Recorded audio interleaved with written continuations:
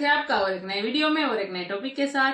सभी दोस्तों पहले वीडियो देखते हैं, आशा करेंगे पसंद आएगा और पसंद आए तो लाइक और शेयर जरूर से कर दीजिएगा और चैनल पर पहली बार है सब्सक्राइब नहीं किया तो सब्सक्राइब जरूर से करें। चलिए स्टार्ट करते हैं। कतर दौरे पर जाएंगे पीएम मोदी। 14 फरवरी को कतर जाएंगे पीएम।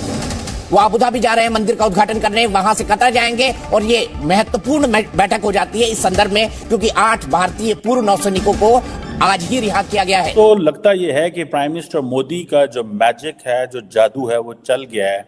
और आज सुबह जब इंडियंस उठे तो उनको ये बताया गया कि जो 8 नेवल वेटरन्स थे इंडियन नेवी के, उनको कतर की अथॉरिटीज ने रिलीज कर दिया। Prime Minister has himself personally constantly supervised all the developments in this case. Islamic country है, इंडिया से नरेंद्र मोदी को बुलाया जा रहा है। लेकिन मोदी जी जहां पे भी जाते हैं, अमीर ऑफ कतर को पकड़ा, उससे बात करी। ये फोटोग्राफ्स देखिए आप, अमीर ऑफ कतर से बात कर रहे हैं मोदी जी। इनके बीच में बातचीत चल रही है, क्या हो रहा है, अच्छा कैसे क्या है। वो कह रहा है नहीं, वो उन्होंने पता नहीं क्या करा, पीछे कौन सी स्टोरी उसको सुनाई और अचानक। ये बात हम बहुत पहले से कह रहे थे, ऐसा हो नहीं सकता कि भारतीयों को वहां पे वो टांग दें। पाकिस्तानी थोड़ना है यार, इंडियन है ये। जो नरेंद्र मोदी है, ही कैन मेक इट। और जो रिसेंटली मोदी साहब की उधर मुलाकात हुई COP28 पे, तो वहां पे भी यही जो मेजर डिस्कशन हुई थी। याद रखिए कि कतर और इंडिया के जो बायलैटरल ट्रेड है वो तकरीबन $19 बिलियन के करीब है। प्रधानमंत्री मोदी की लीडरशिप ने जो काम शायद 10, 15, 20, 25 साल बाद होता, उसको अभी लाके रख दिया।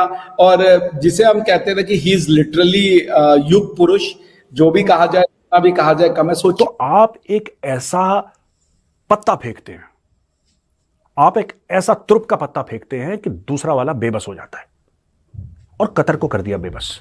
जो मोदी जी की डिप्लोमेसी चल रही है ना पीछे, ये बिल्कुल ऐसा है जैसे शतरंज का गेम, कौन किसका कब गेम बजाए किसी को नहीं पता। जय हिंद दोस्तों, मैं अपने वीडियो में हर बार कहता हूं कि प्रधानमंत्री नरेंद्र मोदी जी के नेतृत्व में भारत के रिलेशन सबसे ज्यादा अच्छे अगर किसी के साथ हुए हैं तो वो मुस्लिम वर्ल्ड के साथ। आप लोग देखिए कि प्रधानमंत्री नरेंद्र मोदी जी के नेतृत्व में यूएई के आबू धाबी में भव्य और विशाल मंदिर बनने जा रहा है। उसका उद्घाटन प्रधानमंत्री नरेंद्र मोदी जी खुद करेंगे। 14 फरवरी को प्रधानमंत्री नरेंद्र मोदी जी जाएंगे, यूएई का दौरा करेंगे, मंदिर का उद्घाटन करेंगे। इसके बाद बड़ी खबर जो निकल के सामने आई, आपको पता भी चल गया होगा कि कतर भी जाएंगे। कतर ने अभी हमारे जवानों को रिलीज किया है, 8 जवानों को। और खैर उस लिए नहीं, लेकिन कुछ और पर्सनल टॉक के लिए, बायलैटरल टॉक के लिए जाएंगे प्रधानमंत्री नरेंद्र मोदी जी कतर। और दोस्तों, मुस्लिम वर्ल्ड के साथ रिलेशन भारत के कुछ इस तरीके से है कि जो एंटी माना जाता था तुर्की, अब तो तुर्की भी सपोर्ट करता है भारत को कि भारत को यूएनएससी में परमानेंट मेंबरशिप मिलनी चाहिए। तो आप ये बताओ कि मुस्लिम वर्ल्ड के साथ हमारे रिलेशन खराब कैसे हुए। कई लोग वीडियो में कमेंट करके जाते हैं कि प्रधानमंत्री Narendra Modi ji religiously Muslim community से हेट करते हैं। बहुत कमेंट आते हैं मेरे नीचे। भाई अगर ऐसा होता ना, तो ये जो जितने गल्फ नेशन है, बांग्लादेश है, इन सब के खिलाफ एंटी पॉलिसीज बनाई जाती है हमारी। लेकिन ऐसा कुछ नहीं। पाकिस्तान क्योंकि आतंकवाद को बढ़ावा देता है, इसलिए प्रधानमंत्री नरेंद्र मोदी जी के नेतृत्व में पाकिस्तान को बहुत ही जोरदार थप्पड़ पड़े। जैसे मैंने कहा कि इंडिया को उन्होंने लीगैलिटी के फ्रेमवर्क में नहीं सुना, उन्होंने politically, diplomatically and prime minister Modi का जो पर्सनल रिलेशनशिप है, पर्सनल टच, आपको पता है मोदी साहब जहाँ जाते हैं जप्पी शप्पी पा लेने बंदों के साथ। अगर कोई नहीं भी नज़दीक आ रहा तो उसको पकड़ के नज़दीक कर लेते हैं, जिसको उन्होंने करना हो, ताकि जस्ट क्रिएट एन ऑप्टिक्स, आप उससे ऑप्टिक्स क्रिएट करते हैं।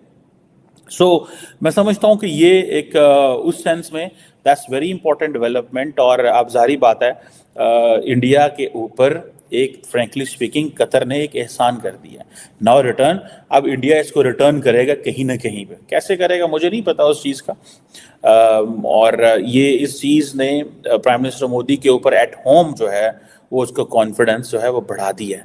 दैट दिस, वो जिसे वो कहते हैं ना, मोदी है तो मुमकिन है। दे यूज दिस वर्ड, उनकी पार्टी के लोग, some sections of the media, some sections of the civil society, which they believe कि ये वो चीज़ है।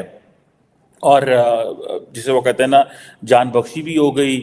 और सुनने में ही आता है कि if I am not 100% sure, Qatar जो है उसके जारी बात है यूएई और सऊदी अरब के ताल्लुकात कोई इतने अच्छे नहीं रहे। आपको याद होगा जब मोहम्मद बिन सलमान ने ब्लॉकेट कर दिया और हर चीज़ बंद कर दी, और वो जारी बात है वो फायर बैक कर गया। वो इसलिए फायर बैक कर गया बिकॉज वो सारे के सारे ये चीज़ें जो हैं वो हुई।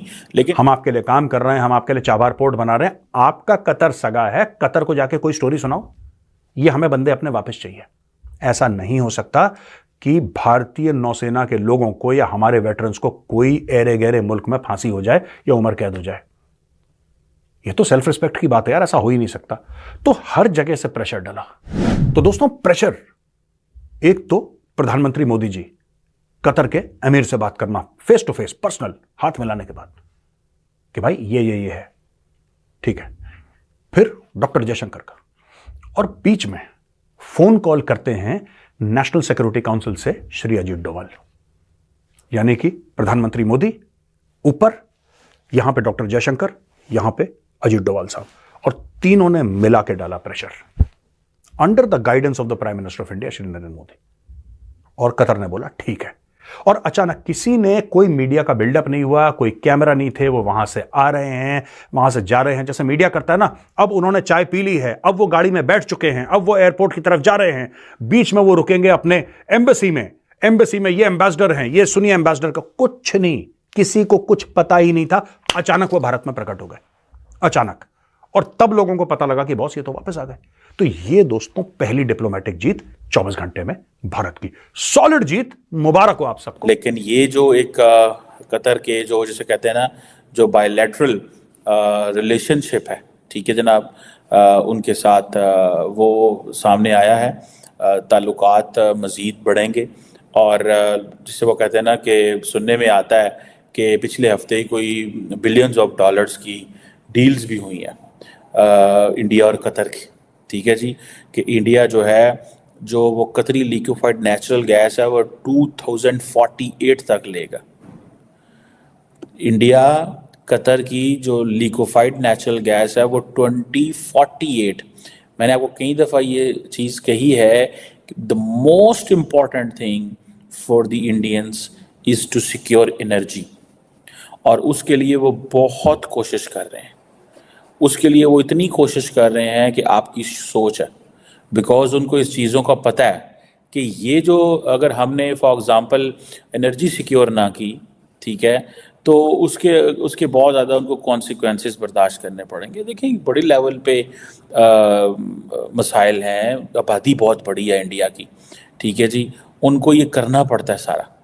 और अच्छा, आपको पता है कि दोनों मुल्कों का डिफेंस कोऑपरेशन भी बहुत ज़्यादा है। ये कोई ये नहीं है कि नहीं, डिफेंस लीडरशिप भी आती जाती रहती है, और कमर्शियल एंड इन्वेस्टमेंट रिलेशंस भी हैं। सुनने में आया कि इंडिया की जो, जैसे मैंने आपको पहले कहा कि बायलैटरल ट्रेड तो कोई 19 अरब डॉलर के करीब है।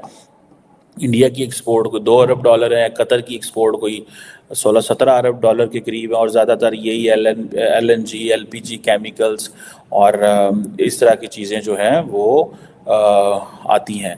और दूसरा ये है कि जिसे वो कहते हैं ना, कतर बहुत बड़ा सप्लायर है LNG का इंडिया को, ठीक है। और ये इंडिया को पता है कि हमें एनर्जी रिजर्व्स चाहिए, एनर्जी चाहिए, so they keep their options open to Qatar, Kuwait, Saudi Arabia, UAE। और इंडिया ने जो recently India Middle East Europe corridor किया है, ये उसके लिए बहुत बड़ा क्राइसिस होता अगर इंडियंस को ये एक्सेस बंद हो जाती, ठीक है। सो वो जो इंडिया एनर्जी इंपोर्ट करना चाहता है इस खित्ते से, वो फर्स्ट इन ममालिक से करना चाहता है। तो वो उस कॉरिडोर के अंदर है, तो कतर छोटा सा मुल्क है, लेकिन ऑब्वियसली वो उसकी इम्पोर्टेंस तो है उस हवाले से। सेकेंडली ये था कि इंडियन जो सारे का सारा जो डियास्पोरा वहाँ काम करता है IT सेक्टर में, जो इंडिया के रिटायर्ड फौजी बहुत बड़ी तादाद में, देखिए इंडिया की बहुत बड़ी फ़ौज है, ठीक है, उनकी एयरफोर्स, उनकी नेवी के लोग बहुत बड़ी तादाद में हैं, तो उनको ये सारी चीज़ें बड़ी प्रॉब्लमेटिक हैं उनके लिए।